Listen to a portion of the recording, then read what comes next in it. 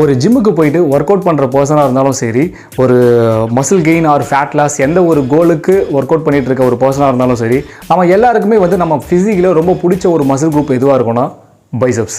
S. So ஒரு பிகினராக இருந்தாலும் சரி, ஒரு அட்வான்ஸ்டாக ட்ரைனிங் பண்ணிட்டு இருக்க ஒரு பர்சனாக இருந்தாலும் சரி, நீங்கள் போயிட்டு டெய்லி பைசப் ஒர்க் அவுட் பண்ணுங்க ப்ரோ அப்படின்னு சொல்லிட்டோன்னா போதும், அவங்க ரொம்ப ஜாலியாக ஈஸியாக கஷ்டப்படாமல் பண்ணிட்டு வந்துடுவாங்க.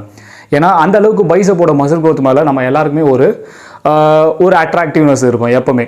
ஸோ சைக்காலஜிக்கலாகவே பைசப்ஸ் மேலே நம்ம எல்லாருக்குமே ஒரு அன்பு, பாசம் இது எல்லாமே வந்து இருக்கும். பிகாஸ் ஸோ ஒரு தேர்ட் பர்சன் நம்மளை ஃபஸ்ட்டு பார்க்குறாங்க அப்படின்னா கண்டிப்பாக நம்ம ஒரு ஆஃப் ஸ்லீவ் டிஷர்ட்டோ ஒரு ஸ்லீவ்லெஸோ ஸோ எனிதிங் நம்ம இது போல் போட்டுருக்கப்ப ஃபஸ்ட்டு நம்ம ஃபிசிக்கிலேருந்து அட்ராக்ட் ஆகிற ஒரு மசில் குரூப் எதுவாக இருக்குன்னா கண்டிப்பாக பைசப்ஸ். ஸோ இந்த பைசப்போட மசில் குரோத்துக்கு இதை டெவலப் பண்ணுறதுக்கு நிறைய ட்ரைனிங் வேரியபிள்ஸ், நிறைய ட்ரைனிங் வேரியேஷன்ஸ் அண்ட் நிறைய டிப்ஸ், இன்ஃபர்மேஷன்ஸ், ஏகப்பட்ட சயின்ஸ் வீடியோஸ் நிறையவே யூடியூப்ஸில் இருக்குது. பட் நான் இந்த வீடியோக்குள்ளே பேசப்போது ஒரு பர்டிகுலர் பைசப் வேரியேஷனை பற்றி பேச போகிறேன். நான் இதை எதுக்காக பேச போகிறேன் அண்ட் இதை எதுக்காக எக்ஸ்பிளைன் பண்ணுறேன், ஒரு பைசப் மசில் குரோத்துக்கு ஒரு ட்ரைனிங்கை வந்து நம்ம எந்த அளவுக்கு ஒரு எஃபெக்டிவ் வேல வந்து பண்ணலாம் அண்ட் ஓவராலாக பைசப்போட மசிலை எப்படி க்ரோ பண்ணலாம் அப்படின்னு இருக்க சின்ன சின்ன கொஸ்டின்ஸ் அண்ட் இது எல்லாத்துக்குமே வந்து இந்த வீடியோ ஒரு ஆன்சராக இருக்கும். ஸோ கீப் வாட்சிங். இது ஒரு சயின்ஸ் பேஸ் வீடியோ அப்படின்றதுனால பைசப்ஸை பற்றி சின்ன ஒரு பேசிக் அனாட்டமிக்கு ஃபஸ்ட்டு தெரிஞ்சுப்போம். ஸோ பைசப்ஸில் மொத்தம் ஒரு 3 மசில் குரூப்ஸ் இருக்குது. பிராக்கியாலிஸ் அண்ட் பிராக்கி ரேடியாலிஸ்.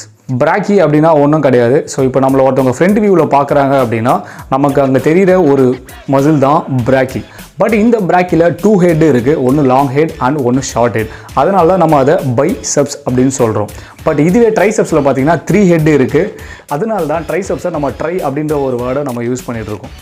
அண்ட் பிராக்கியாலிஸ் ஒருத்தவங்க இப்போ நம்மளை சைட் வியூவிலேருந்து பார்க்குறாங்க அப்படின்னா அங்கே தெரிகிற ஒரு குட்டி மசில், அதாவது இது வந்து இன்னர் த மசில் குரூப் இருக்கும்.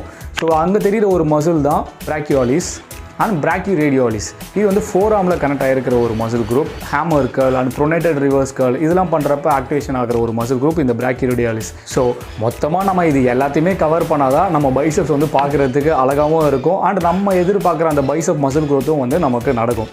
ஓகே, ட்ரைனிங் வேரியேஷன் பார்க்குறப்ப நிறைய ட்ரைனிங் வேரியேஷன்ஸ் இருக்குது. Like standing barbell curl, sitting dumbbell curl, standing dumbbell curl, முக்கியமாக ப்ரீச்சர் கர்ல்.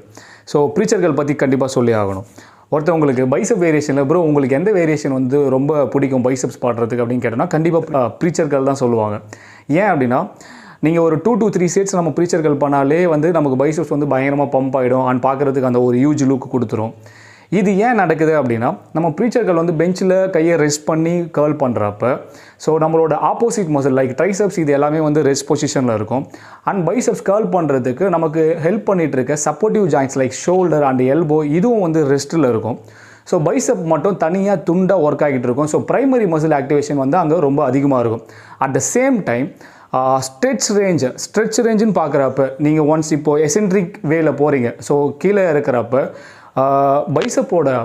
பைசப்போட ஸ்ட்ரெச் வந்து ரொம்ப அதிகமாக இருக்கும். ஸோ ஸ்ட்ரெச் யூஸ் பண்ணிவிட்டு நம்ம ஒன்ஸ் பைசப்பை வந்து நல்லா கான்ட்ராக்ஷன் பண்ணுறோம். ஸோ கான்சென்ட்ரிக் பொசிஷன் வரப்போ பைசப்போட பம்பிங்கே வந்து கண்டிப்பாக சூப்பராக இருக்கும். ஏன் அப்படின்னா ஒன்ஸ் நமக்கு ஒர்க் அவுட் பண்ணுற மசில் குரூப்பில் ஸ்ட்ரெச் அதிகமானாலே பிளட் ஃப்ளோ ரொம்ப நல்லாயிருக்கும். ஸோ ஒன்ஸ் பிளட் ஃப்ளோ நல்லா இருந்துச்சுனாலே போதும், நமக்கு ஒர்க் அவுட் பண்ணுற மசில் குரூப் எதுவாக இருந்தாலும் செஸ்ட், ஷோல்டர், எனிதிங் அங்கே பம்பிங் வந்து ரொம்ப அழகாக இருக்கும். இதை இந்த old school body building like old school body பில்டர்ஸ்லாம் வச்சு ஒரு பம்பிங் ஐயான்னு சொல்லிட்டு ஒரு படம் எடுத்திருப்பாங்க. அதில் வந்து அர்னால் சொல்லியிருப்பார் என்னென்னா, if you don't feel pump when you are doing work out then you are doing it wrong.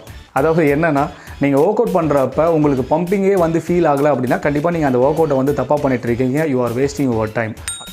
So பொதுவாகவே நீங்கள் ஒரு ஜிம்மில் பார்த்தீங்கன்னா எல்லாருமே வந்து standing barbell curl, preacher curl and hammer curl இது எல்லாமே வந்து மாங்குன்னு போட்டுக்கிட்டே இருப்பாங்க.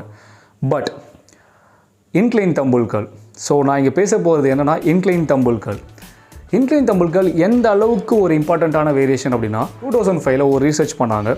ஸோ எக்ஸ்பீரியன்ஸ்டு ஒரு 22 அத்லெட்ஸை வச்சு அவங்களுக்கு sitting dumbbell curl, standing dumbbell curl and incline dumbbell curl இது எல்லாமே கொடுத்துட்டு பைசப்போட மசில் ஆக்டிவேஷன் எந்த ஒர்க் அவுட்டில் வந்து ரொம்ப அதிகமாக இருக்குது அப்படின்னு சொல்லிட்டு பார்த்தப்போ இன்க்ளைன் தம்பிள் கர்ல் தான் வந்து டாப்பில் காட்டியிருக்கு. ஸோ அண்ட் இந்த டெஸ்ட்டை வந்து எப்படி எடுத்திருக்காங்க அப்படின்னா ஸோ நீங்கள் தம்பில் வந்து கர்ல் பண்ணுறீங்க, அதாவது கீழேருந்து மேலே ஃபுல்லாக கர்ல் பண்ணுறீங்க. ஸோ கீழேருந்து மேலே ஃபேஸ் 1 அண்ட் அங்கேருந்து பாதி மேலே ஃபேஸ் 2 அண்ட் அங்கேருந்து ஃபுல்லாக கான்சென்ட்ரிக் பொசிஷனை முடிக்கிறீங்க. So face 3. இதே போல் நீங்கள் கீழே இறக்குறப்ப எசென்ட்ரிக் பொசிஷன் வரப்போ மேலேருந்து கீழே phase 1 and phase 2 and phase 3. இது போல் 6 வேளை வந்து எந்தெந்த ஃபேஸில் வந்து மசில் ஆக்டிவேஷன் வந்து ரொம்ப அதிகமாக இருக்குதுன்னு சொல்லிட்டு பார்த்தப்ப இன்க்ளைன் தம்பிள் கர்ல் தான் நீங்கள் கான்சென்ட்ரிக் பொசிஷன் வரப்போ அதிகமான ஒரு மசில் ஆக்டிவேஷன் கொடுக்கறதுக்கான ஒரு பெரிய ஒர்க் அவுட் டெக்னிக்காக வந்து இருந்திருக்கு. இது ஏன் இன்க்ளைன் தம்பிள் கர்ல் மட்டும் நீங்கள் பற்றி பேசுகிறீங்க அண்ட் இது எப்படி மற்ற வேரியேஷனை கம்பேர் பண்ணுறப்போ இது எப்படி வந்து ஒரு பைசப்போட மசில் ஆக்டிவேஷன் ரொம்ப அதிகமாக காட்டியிருக்கு அப்படின்ற ஒரு ரீசன் என்னென்னா, ஆக்சுவலாக நீங்கள் எந்த ஒர்க் அவுட் எடுத்தாலும் அந்த இடத்துல ஒரு ஸ்ட்ரெச் ஃபார்ம் இருக்கும் அண்ட் ஒரு கான்ட்ராக்ஷன் ஃபார்ம் இருக்கும். இப்போ நீங்கள் செஸ்ட் கிராஸ் ஓவர் கேபிளே எடுத்துக்கிறீங்க அப்படின்னா, இப்போ நீங்கள் அதை க்ளோஸ் பண்ணுறப்ப யூ ஃபீல் மோர் கான்ட்ராக்ஷன், வெளியே வரப்போ யூ ஃபீல் மோர் ஸ்ட்ரெச். இப்போ அதே போல் பெஞ்ச் ப்ரெஸ் எடுத்துக்கிட்டிங்கன்னா when you are going down you feel more stretch, when you are pushing up you feel more contractions. So எந்த ஒர்க் அவுட் எடுத்தாலும் ஒரு contraction ஒரு stretch கண்டிப்பாக இருக்கும். இதே இப்போ நீங்கள் பைசப்ஸ் எடுத்துக்கிட்டிங்கன்னா ஸ்டாண்டிங் பார்பல் கர்ல் பண்ணுறீங்க, அதே போல் நீங்கள் கான்சென்ட்ரிக் பொசிஷன் மேலே தூக்குறீங்க, so you feel more contractions there, so அது கான்சென்ட்ரிக். நீங்கள் கீழே இறக்குறீங்க, so you feel more stretch. But how many people are doing it right? பொதுவாகவே ஜிம்மில் இப்போ பைசப்ஸ் ஒர்க் அவுட் பண்ணிட்டு இருக்க பர்சன்ஸை வந்து நம்ம பார்த்தோன்னு வச்சுக்கோங்களேன், லைக் ஸ்டாண்டிங் பார்பல் கர்லாக இருக்கட்டும், அது sitting dumbbell curl, preacher curl, even இப்போது இன்க்ளைன் தம்பிள் கர்லாக கூட இருக்கட்டும். ஸோ எல்லாருமே வந்து அதிகமாக கான்சன்ட்ரேஷன் எதில் பண்ணுவாங்கன்னா, அந்த வெயிட்டை வந்து நம்ம தூக்கிட்டோம் அவ்வளோதான், கேர்ள் பண்ணிட்டோம். இப்போ தம்பிள் கேர்ள் பண்ணுறோம், அந்த தம்பிளை வந்து நம்ம கேர்ள் பண்ணி அவ்வளோதான் முடிச்சிட்டோம். ஸோ அந்த இடத்துல வந்து அது முடிஞ்சிருச்சு. அப்போனா நமக்கு அந்த வெயிட்டை தூக்கிட்டோம், ஓகே பம்ப் ஆயிடுச்சு, அப்போனா நம்ம பைசப்ஸ் ஒர்க் அவுட் கரெக்டாக பண்ணிட்டோம் அப்படின்றதான் நினைப்பாங்க. பட் பைசப்ஸை பொறுத்த வரைக்கும் நம்ம எந்த அளவுக்கு கேர்ள் பண்ணுறோமோ அட் த சேம் டைம் எந்த அளவுக்கு நீங்கள் எசென்ட்ரிக் பொசிஷனில் ஸ்ட்ரெச்சை ஃபீல் பண்ணுறீங்களோ அந்த அளவுக்கு பைசப்போட மசில் க்ரோத் ரொம்ப நல்லாயிருக்கும். அந்த ஸ்ட்ரெச் ரேஞ்ச் ஃபார்ம்னு சொல்லிட்டு வரப்போ எந்த வேரியேஷனில் ஸ்ட்ரெச் அதிகமாக இருக்கும்னா இன்க்ளைன் தம்பிள் கர்லில் தான் ஸ்ட்ரெச் ரொம்ப அதிகமாக இருக்கும். That's why it's always best and it shows always the top. ஏன் நான் இந்த ஸ்ட்ரெச் ஃபார்ம் வந்து ரொம்ப இம்பார்ட்டன்ட் அப்படின்னு சொல்லிட்டு இருக்கேன்னா, ஸோ நம்ம ஸ்ட்ரெச் ரேஞ்சில் இருந்து மறுபடியும் மசிலை வந்து கான்ட்ராக்ஷன் பண்ணுறப்ப, இப்போது நம்ம கீழே இறக்குறோம் தம்பில் அண்ட் அகைன் அதை மேலே தூக்கி கான்ட்ராக்ஷன் பண்ணுறப்ப ஸோ மசிலோட ஆக்டிவேஷன் ரொம்ப நல்லாயிருக்கும். அண்ட் நம்ம மசில், அதாவது இந்த மசில் ஃபைபர்ஸ், தசை நார்கள்லாம் வந்து க்ரோத் ஆகிறதுக்கு we are giving space for that, we are giving room for that. இந்த கான்செப்டில் தான் வந்து FST7 ட்ரைனிங்லாம் வந்து இருக்கும். அதனால தான் FST7 stands for stretch training method. இங்கே அமெரிக்கன் கவுன்சில் ஆஃப் எக்ஸசைஸ் வந்து என்ன சொல்லியிருக்காங்கன்னா, பைசப்னு எடுத்துட்டாலே வந்து கான்சன்ட்ரேஷன் கர்ல் தான் வந்து டாப்பில் இருக்குது அப்படின்னு சொல்லிட்டு சொல்லியிருக்காங்க.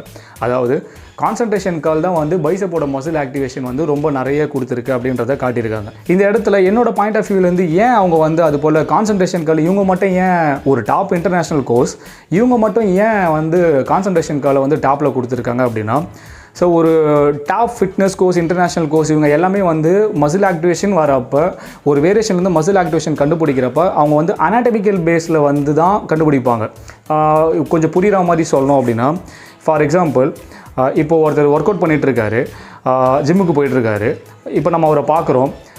ஸோ இப்போ அவர்கிட்ட கேட்குறோம், நீ ஜிம்முக்கு தானே போகிற, எங்கே உன் பைசப்ஸ் காட்டு அப்படின்னு சொல்கிறோம். அவர் என்ன பண்ணுவார்னா கண்டிப்பாக இப்படி ஃப்ளெக்ஸ் பண்ணி காட்டுவார்.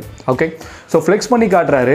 அவருக்கு அந்த பீக் மசில், இந்த பீக் மசில் எந்த அளவுக்கு இருக்குது அப்படின்னு பார்த்துட்டு தான், ஓகேடா உனக்கு பைசப்ஸ் வந்து ரொம்ப நல்லா இருக்குது, அப்போனா நீ நல்லா தான் ரொம்ப நாளாக ஜிம்முக்கு போயிட்டுருக்க அப்படின்னு சொல்லிட்டு நம்ம சொல்லுவோம். ரைட்டா? ஸோ இந்த இடத்துல நான் என்ன சொல்ல வரேன்னா, இப்போ பைசப்ஸ்ன்னு எடுத்துட்டாலே we all need this peak muscle. ஓகேங்களா? பீக் மசில்ன்றது தான் வேணும். இந்த பீக் மசில் வந்து ஷார்ட் ஹெட், அதாவது இந்த பீக் மசில்ன்றது தான் ஷார்ட் ஹெட். நான் முன்னாடியே சொன்ன மாதிரி பைசப்ஸ் வந்து 2 ஹெட் இருக்குது, ஒன்று லாங் ஹெட், ஒன்று ஷார்ட் ஹெட். நம்மளை ஃப்ரண்ட்டில் பார்க்குறப்ப தெரிகிற ஒரு வியூவில் தெரிகிற மசில் தான் லாங் ஹெட். பட் இதுவே நீங்கள் ஃப்ளெக்ஸ் பண்ணால் தெரிகிற மசில் தான் ஷார்ட் ஹெட். இந்த ஷார்ட் ஹெட் வந்து நல்லா டெவலப் ஆகணும் அப்படின்னா கான்சன்ட்ரேஷன் கர்ல் தான் இருக்கிறதுலே வந்து ரொம்ப ரொம்ப இம்பார்ட்டண்ட்டான ஒர்க் அவுட். அதனால தான் அமெரிக்கன் கவுன்சில் ஆஃப் எக்ஸசைஸில் வந்து கான்சன்ட்ரேஷன் கர்லை வந்து ரொம்ப டாப்பில் காட்டியிருக்காங்க. அண்ட் இங்கேயும் வந்து நான் ஏன் இந்த கான்சன்ட்ரேஷன் கர்லை பற்றி பேசுனதுக்கான ரீசன் என்னென்னா, நிறைய பேர் ஜிம்மில் நான் என்னோடய எக்ஸ்பீரியன்ஸில் பார்த்த வரைக்கும் ஃபுல்லாக கான்சன்ட்ரேஷன் கர்லே வந்து பண்ணிக்கிட்டு இருப்பாங்க. அது ஸ்டார்டிங் ஒர்க் அவுட்டாக இருக்கட்டும், இல்லை எண்ட் ஆஃப் த ஒர்க் அவுட்டாக இருக்கட்டும், கான்சன்ட்ரேஷன் கர்லில் ஸ்டார்ட் பண்ணுறது, at the same time concentration கர்லே வந்து முடிக்கிறது. நான் எப்போவுமே எல்லா வீடியோலையுமே சொல்கிறது தான், ஒரு பாடி டைப் வந்து ஒரு மாதிரி. ஓகேங்களா. ஸோ எல்லாருமே வந்து அவங்கவுங்க ஒரு யூனிக் வேல தான் இருப்பாங்க. லைக் இப்போது ஃபார் எக்ஸாம்பிள் இப்போ நீங்கள் ஒருத்தர் வந்து ஹைட்டாக இருக்கார், அவருக்கு வந்து இந்த ஷோல்டர் டு ரிஸ்ட் வரைக்கும் பார்த்திங்கன்னா லாங் ஆர்ம் இருக்குது. ஓகேங்களா. அவருக்கு பைசப்போட ஷேப் வந்து பார்த்திங்கன்னா கொஞ்சம் லென்த்தியாக தான் இருக்கும், அந்த பல்கியர் லுக் வந்து கம்மியாக தான் இருக்கும். பட் இதுவே ஒருத்தர் வந்து ஷார்ட் ஹேண்ட் இருக்கார், அவருக்கு வந்து பார்த்திங்கன்னா அந்த பைசப்போட லுக் வந்து கொஞ்சம் நல்லாவே இருக்கும், அந்த மசில் பெல்லிஸ்லாம் வந்து கொஞ்சம் சூப்பராக இருக்கும்.